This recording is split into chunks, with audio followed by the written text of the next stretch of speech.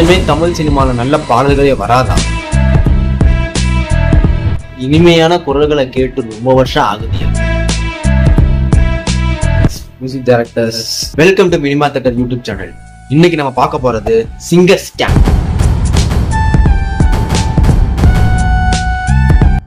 போன வீடியோல music scam பத்தி பேசணும். இந்த வீடியோ நம்ம சிங்கர் ஸ்கேம் பத்தி பேசணும். இப்போ ஒரு பாட்டு நம்ம எதனால கேட்கிறோம் அப்படின்னு நம்ம ஃபர்ஸ்ட் தெரிஞ்சுக்கணும். முதல்ல வரிகள் நல்லா இருக்கு, பாடல்கள் நல்லா இருக்கு, அதெல்லாம் தாண்டி ஒரு வாய்ஸ், அந்த வாய்ஸ் நல்லா இருக்கு அப்படின்னு கேட்ட பாடல்கள் பல உண்டு.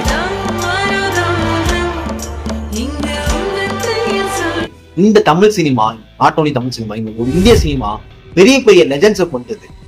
SP Balasubrahmanyam, Mano, KJ Yesudas, Malaysia Vasudevan. இந்த லேடிஸ்ல வந்து எஸ் ஜானகி, சித்ரா, சொர்ணலதா, சாதனா சர்கம், இப்படி பல லெஜெண்ட்ஸ்ல கொண்டது. இவங்களால பல பாடல்கள் மெருகேறிக்குன்னு தான் சொல்லலாம். நீங்க நார்மல் பாடல் கூட இவங்க வந்து மெருகேற்றி கொண்டு. ஆனா இப்ப உள்ள காலகட்டத்துல இந்த சிங்கர்ஸ் எங்க? இந்த சிங்கர்ஸ் எல்லாம் நிறைய பேர் இன்னும் உயிரோட தான் இருக்காங்க. ஏன் இந்த கால மியூசிக் டைரக்டர்ஸ் பயன்படுத்த மாட்டாங்க?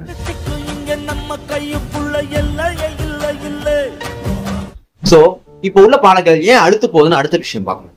இப்போ இந்த பழைய பாடல்கள்ல இந்த வாய்ஸ் கேட்க நல்லா இருக்கும், இனிமையா இருக்கும். இப்போ சொர்ணலதா வாய்ஸ் எனக்கு ரொம்ப ஃபேவரட். சொர்ணலதா மேம் வாய்ஸ், அவங்க வாய்ஸ்ல வந்து இந்த போவோமா ஊர்வலம் பாட்டெல்லாம் கேட்கறதுக்கு அவ்வளவு இனிமையா இருக்கும்.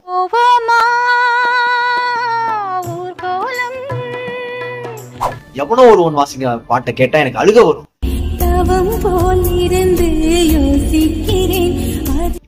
எமோஷன்ஸ கொண்டது அந்த சிங்கர்ஸ். ஆனா இப்போ உள்ளது வந்து டார்லிங் பிரின்சி உன்னை பிக்கப் பண்ணிடவா, இப்படி ரொம்ப பிளாட்டா இருக்கு. டார்லிங் பிரின்சி உன்னை பிக்கப் பண்ணிடவா.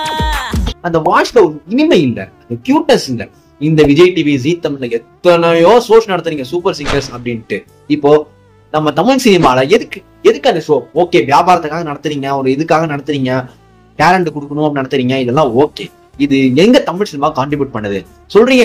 சினிமால இருந்து சூப்பர் சிங்கர்ஸ்ல இருந்து நிறைய பேர் வராங்க, அதுல பாடி இருக்காங்க அப்படிலாம் ஓகே.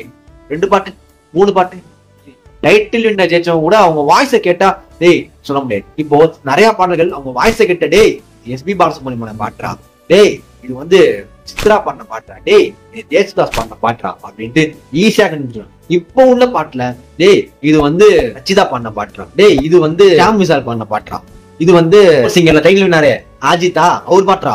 இப்ப யாராச்சும் சொல்றீங்களா? சொல்ல முடியுமா? பாட்டுலாம் நல்லா தாங்க பாடுறாங்க, நான் அதுல ஒரு பழையும் சொல்லல. நல்ல சங்கதி, நல்ல சுத்தி, இப்படிலாம் வச்சு பாடுறாங்க. வாய்ஸ் அந்த இனிமை வேணுங்க. என்ன கேட்டா இப்போ உள்ள சிங்கர்ஸ்ல இல்ல. சோ இதனாலேயே இப்போ உள்ள பாடல்கள் கொஞ்சம் அழுத்து போயிடுது. 2வது விஷயம், மியூசிக் டைரக்டர் அவங்க பாடல்கள் அவங்களே பாடுறாங்க. எக்ஸாம்பிள் அனிருத், எல்லா பாட்டையும் அவங்களே பாடிடுறாரு. என்னங்க நியாயம்? ஏதோ ஒரு பாட்டு பாடினா பரவாயில்ல. ஏஆர் ரஹ்மான் இப்போ வரைக்குமே ஒரு படத்துல ஒரு பாட்டு போயிடுவாரு, மிச்சா சிங்கர்ஸ் வாய்ப்பு கொடுப்பாரு. ஆனா எல்லா பாட்டுமே அவர் பாடிட்டா எல்லா பாட்டு திரும்ப பார்க்கலாம் அவர் பாட்டு கேட்குறது. எனக்கு தெரிஞ்சு பரவாயில்ல, லேடிஸ் வாய்ஸ் மட்டும் தான் அவர் பாடல, ஏன்னா லேடிஸ் பாடி ஆகும் அப்படின்ட்டு சொல்ல முடியாதுங்க. ஃபியூச்சர்ல வந்து ஏஐ கண்டுபிடிச்சிட்டு அதையும் அவரே பாடி ஏஐல மாத்தினாலும் மாத்துவாரு. அப்படிப்பட்ட ஆள் தான் அவரு. எத்தனையோ சிங்கர்ஸ், ஒவ்வொரு சிங்கர்ஸ். இப்போ டிப்பு எடுத்தீங்கன்னா காதல் வந்தால் சொல்லி எனக்கு அந்த பாட்டை மறக்க முடியுமா? ஹரிஷ் ராகவேந்திரன் கண்டேன் பாட்டை மறக்க முடியுமா? சாமுராய் படத்துல வந்த ஆகாய சூரியனை பாட்டை மறக்க முடியுமா? சங்கர் மகாதேவன் சார் அவரு எத்தனையோ வந்து பாடல்கள் பாடியிருக்காரு. நீயே தன்னந்தனியே, என்ன சொல்ல போகிறாய் பாட்டு, அதெல்லாம் மறக்க முடியுமா? ஜேசுதாஸ் பாடின பாட்டு எத்தனையோ பாட்டு. ஊரை தெரிஞ்சுக்கிட்ட உலகம் தெரிஞ்சுக்கிட்ட, கண்ணன் என்ன தம்பி என்ன, ஏன் கத்தி படத்திலேயே வந்து இதே அனிருத் வந்து அவர் பண்ண கத்தி படத்துல யார் பெற்ற மகனா அந்த பாட்டுலாம் அவ்வளவு அற்புதமா இருக்கும். சுஜாதா அவங்க பாடின பாட்டுலாம் மறக்க முடியுமா? அவங்க பாடினே என்ன எனக்கு ரங்கீலா படத்துல வந்து ரங்கீலா அந்த பாட்டு அவ்வளவு சூப்பரா இருக்கும், அதை மறக்க முடியுமா? சித்ரா பாடின பாட்டை வந்து கண்ணாரனை பாட்டை மறக்க முடியுமா? சாதனா சர்கம் பாடின ஸ்நேகிதிய பாட்டை மறக்க முடியுமா? மதுஸ்ரீ பாடின கோழி சண்டை கோழி பாட்டை மறக்க முடியுமா? மருதாணி பாட்டை மறக்க முடியுமா? ஏன் ஸ்ரேயா கோஷலுக்கு எனக்கு ரொம்ப ஃபேவரட். ஸ்ரேயா கோஷல் பாடுறது எவ்வளவு நீங்க பாட்டு சொல்லலாம். எனக்கு வந்து ஜூடி கணபதி படத்துல இளையராஜா மியூசிக்ல எனக்கு பிடிச்ச 11 பாட்டு இருக்கு, அதை மறக்க முடியுமா? எனக்கு பிடித்த பாடல் அத உனக்கு பிடிக்குமே, உன் மனது போகும் வழிய இந்த மனது அறியுமே. மனோ படம் தூளியில ஆடி வந்த பாட்டை மறக்க முடியுமா? ஏன் அழகையில பாட்டை மறக்க முடியுமா? இப்படி மறக்க முடியுமான்னு கேட்கிறேன். ஆனா இப்போ உள்ள சிங்கர்ஸ்ல இவங்க பேரை சொல்லி இந்த பாட்டை மறக்க முடியும் உங்களை கேட்க முடியுமா?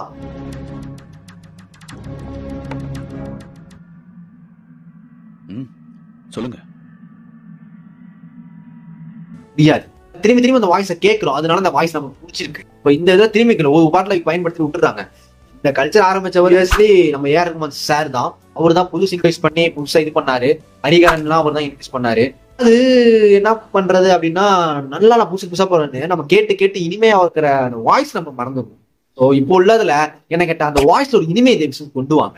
இதுதான் நான் அவங்கள்ட்ட கேட்டுக்கிறேன். உங்களுக்கு இருந்தாலுமே இந்த சிங்கர்ஸ் எல்லாம் இனிமையா தான் இருக்காங்க, நல்ல சான்ஸ் தர மாட்டாங்க அப்படின்னு சொல்ற இப்போ உள்ள சிங்கர்ஸ்ல யாருன்னு கமெண்ட் பண்ணுங்க.